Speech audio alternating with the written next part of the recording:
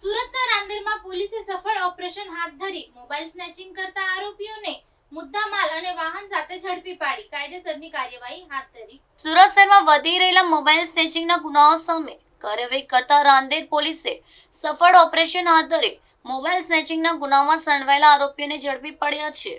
શહેરના વિવિધ વિસ્તારોમાં રાહદારીઓ પાસેથી મોબાઈલ આંચકી ભાગી જવાની ઘટનાઓ સામે પોલીસે લાલાક કરી છે। રાંદેર પોલીસ સર્વેલન્સ સ્ટાફની ટીમ વિસ્તારમાં પેટ્રોલિંગ હતી તે સમયે ચોક્કસ બાતમી મળી હતી। બાતમીના આધારે પોલીસે તાત્કાલિક વોચ ગોઠવીને શંકાસ્પદ ઇસમોને કોર્ડન કરી ઝડપી લીધા હતા। આરોપીઓની પૂછપરછ દરમિયાન તેમની પાસેથી ચોરી અથવા આંચકી લીધેલા અનેક કિંમતી મોબાઈલ ફોન રિકવર કરવામાં આવ્યા છે।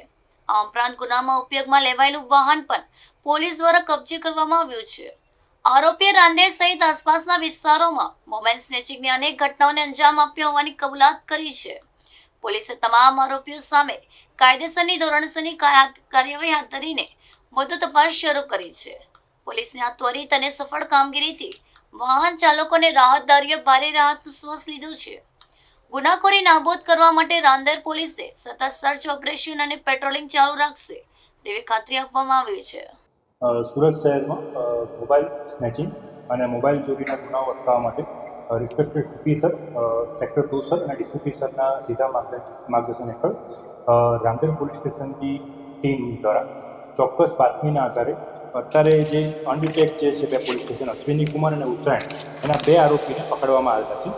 આરોપીનું નામ છે મુસ્તુફા ઉર્ફે ટીલીલી મહેમૂદ અલી સૈયદ, જે બાપુનગર રાંદેરનો રહેવાસી છે, અને બીજા આરોપીનું નામ છે અયાન ઉર્ફે અલ્લા રખા ગાંચી, જે દયાળ ભેસાણ રોડ રાંદેરનો રહેવાસી છે। આ આરોપીના ગુનાહિત ઇતિહાસની વાત કરીએ તો આરોપીઓ વિરુદ્ધમાં ભૂતકાળમાં આરોપી નંબર જે 1 છે એના વિરુદ્ધમાં 12 ગુના અને 3 પાસા કરવામાં આવેલ છે, અને આરોપી નંબર જે 2 છે એના વિરુદ્ધમાં 2 ગુનાઓ છે। આ આરોપી પાસેથી મુદ્દામાલમાં ટોટલ 1,35,500નો મુદ્દામાલ જપ્ત કરવામાં આવ્યો છે, જેમાં 5 મોબાઈલ અને મોટરસાઇકલની નો સમાવેશ થાય છે।